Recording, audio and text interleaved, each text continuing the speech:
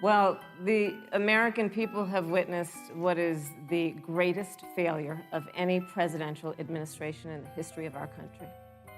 No. And here are the facts.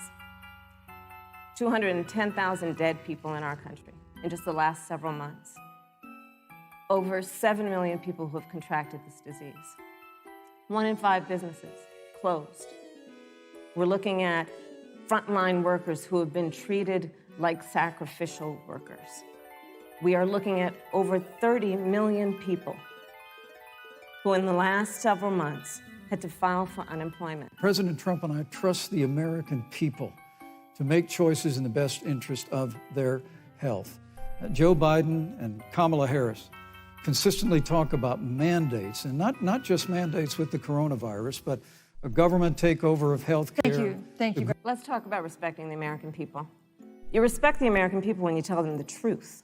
You respect the American people when you have the courage to be a leader speaking of those things that you may not want people to hear, but they need to hear so they can protect themselves. If the Trump administration approves a vaccine before or after the election, should Americans take it, and would you take it?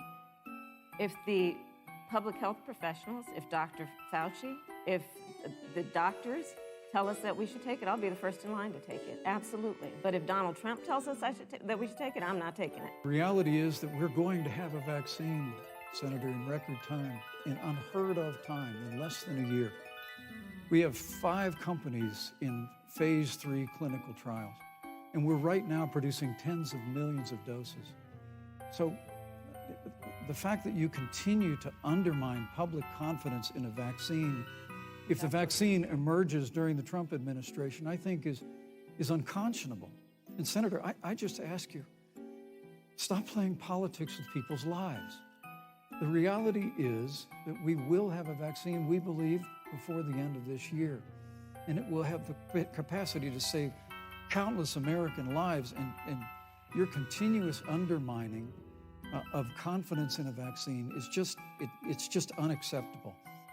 We now know, because of great investigative that Donald Trump paid $750 in taxes. When I first heard about it, I literally said, "You mean $750,000?" And it was like, no, $750.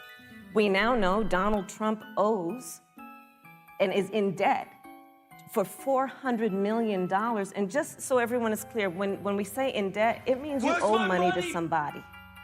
And it'd be really good to know who the President of the United States, the Commander-in-Chief, owes money to, because the American people have a right to know what is influencing the President's decisions. But I think this is supposed to be a debate based on fact and truth. And the truth and the fact is, Joe Biden has been very clear.